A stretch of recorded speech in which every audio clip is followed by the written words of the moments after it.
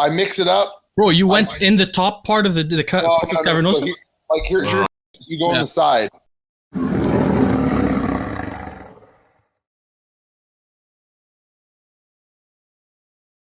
Zyker asks, what ancillaries should you run or have on hand with your first AAS cycle to minimize health risks? What compounds should you run on your first AAS cycle on top of test as a strength-focused person? Oh, that's a second question. I didn't know that was there. So that depends on the person. But Pete, what would you say? Anavar is the lowest risk strength increasing compound, wouldn't you say? Yeah, I didn't discover Anavar till like way later in my career. I'm pissed because I never got to run it with Trent. But like I could add Anavar in and my strength blew up. I loved it. It literally became my favorite steroid as far as like minimal sides. The strength gains were crazy. I could put sounds like he's taking D-ball. I don't know, man. It was Juice Pals. It was good. I don't know. The thing is, Pete, I was like you, but my thing was that I thought that all oral steroids were significantly liver toxic. I mean, I know that Anadrol and Dianabol were worse, but I thought all of them were really liver toxic. So I said, if I'm going to take an oral, why don't I take one that has some bang for the buck? I'm going to take Anadrol or Dianabol. I'm not going to take Anavar, a woman's drug. But later I find out that Anavar has never been associated with liver cancer in history. So it's like it's barely liver toxic. It does cause cholestasis in some studies, but at high doses. It's like really pretty innocuous. But about his first question, what ancillaries should you have on hand? I want to answer this quickly because some people haven't heard me say it before. So a couple of things. The first thing, when you go on cycle, your blood pressure increases. So you need something that dilates your blood vessels, maybe an ARB or an ACE inhibitor. Next thing, when you go on cycle, androgens modulate adrenaline, and adrenaline modulates your heart rate. So to control your heart rate, you may want a beta blocker. Also, there's a class of drugs called SGLT2 inhibitors that may improve your insulin sensitivity and protect your kidneys, like empagliflozin. Am I missing anything that I not normally mention? I don't think so. What about ezetimibe? Ezetimibe. Oh, cholesterol. So you may need at least ezetimibe. Your cholesterol your LDL cholesterol will increase by about 30%. So you need to control it. It's either with ezetimibe or with a statin, or with a PCSK9 inhibitor, or with bempedoic acid. So yeah, those are the general. And then also you probably have to have Nolvadex if you don't know how you respond to gynecomastia, and maybe an AI. What do you guys think?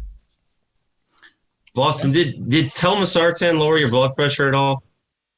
It's hard to say because I'm in stage 5, so nothing really lowers my blood pressure that much. But it was weird, man. Like I thought it was the beta blocker that was keeping me a little puffy and fat, but I think it was the telmisartan. And then Leo kind of told me that it's not really the best one for, if you're trying to stay lean. But I mean, all of the blood pressure meds lower me about 20 points, but getting from that like 140 down to 120 is impossible. Like my blood pressure on a good day is like 140 over 70. Now still? Wait, you got it under control though a while ago. It got worse? No, 140 over 70 is consistent, but my doctor, actually the new doctor, says anything over 160 over 90 in stage 5 is where I should be. Yeah, because it's very difficult to maintain the... Yeah, Bostin, you're so aware of yourself. I'm so surprised you noticed the HCG thing, which I had no idea about. Then you noticed the telmisartan thing, which I didn't think anybody would really notice. Yeah, I thought it was a beta blocker doing that, but it was definitely the telmisartan because I'm on a beta blocker and my weight's not like... I mean, I'm on the, what's it called? The Cardivas, Carvedal. Carvedal, yeah. The doctor seemed to really like that one. How's your blood pressure, Pete? Has it? It was like 140/90 on nothing, natural. Like natural, no drugs, 140/90. I started taking telmisartan like 6 weeks ago. It's like, it gets down to like 130, sometimes 125 over like 80, 85. I'm like, it doesn't lower it that much. No, I bet if you used 80 milligrams of valsartan, you'd be about the same level. And then maybe 120 milligrams of valsartan, you'd be there. Do you think I should how much are you taking? 80 mgs? I'm taking 40 mgs telmisartan, and then... Oh, yeah, you probably want to take... If you're going to take telmisartan, I would do the max dose, which is 80. But it has diminishing... Yeah, you could also do that without ordering new drugs, I'm going to add in valsartan. Leo told me about that. And I started taking rosuvastatin and ezetimibe. You're going to add valsartan to your telmisartan or just swap it over? Both. Oh, really? You're going to use the ACE and ARB? I guess you could try it. It did nothing for me. It made me feel like shit. So no, he's using valsartan? Both ARBs, valsartan and telmisartan, just for the PPR gamma. Right. I use the ACE and ARB. Yeah, that's I know Boston, you said Ramapril was really good too, so I thought really about that one. Ramapril for my clients. It puts everyone real low where they need to be if they have a blood pressure issue. Right now, I'm only taking Ramapril and Carvites. And actually I add in, since I haven't been training, I added in the calcium channel blocker, amlodipine. I think that's what the name of it. And, you notice any side effects from adding that in? Huh? How do you feel after you added the calcium channel blocker? Do you notice side effects? Good. I mean, dude, like I feel great. Like it's hard to say because I'm taking those anti-nausea meds. So my main issue before was the nausea, but I don't get any nausea anymore because those meds. Wait, bro, we skipped over this. You shot your dick up? What happened? Yeah. Have you ever guys used Caberject? No, I've read about it for like 15 years. So what happened? This is great. So you know who Luke Carroll is, right? No. He's an IFBB pro bodybuilder, works with Phil Viz. Okay. Okay, so anyways, he told me, he's like, have you ever tried this shit? And I'm like, because I think that it got brought up because of my Molly dick. Yeah. And I'm like, no, what the fuck is that shit? And I know bodybuilders use Caberject in their muscles right before they go on stage. Oh, interesting. I knew that, but I didn't know, and I also knew that it was those prescription for penis, enhancement. So, dude, I get it. Guess who I got it from? Anabolic pharmacist. Yeah, so he sent Shout out. I'm like, send that shit to me. And then I also had another source from Europe that sent it to me, but I just haven't got it yet. Yeah. So anyways, it was the weirdest shit shooting your dick with an insulin syringe. I mix it up. Bro, you went in the top part of the cavernosa? So here's your dick. You go on the side.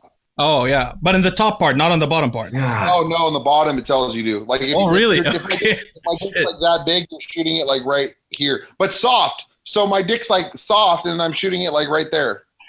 But dude, the weirdest thing. So anyways, I shoot that shit and I feel my shit growing like within 5 minutes. And the boner was so much crazier than usual. My dick hurt for another day because it stretched the skin. Yeah, that's what pumping feels like sometimes. Wow. It's supposed to give you 15%, Luke said, which I think it did. The orgasms were definitely better. You could last longer. So check this out. So the next day was our anniversary, so I wanted to use it again. So I use it. I go to use it again, and dude, shooting your dick is the weirdest feeling ever. It's like the most bizarre thing ever. I didn't go deep enough the second time, so I got literally, Leo, 0 effects the second time. Wait, why? You got to go. You got a what? The second time I did it, I didn't go deep enough, and it didn't give me any effects.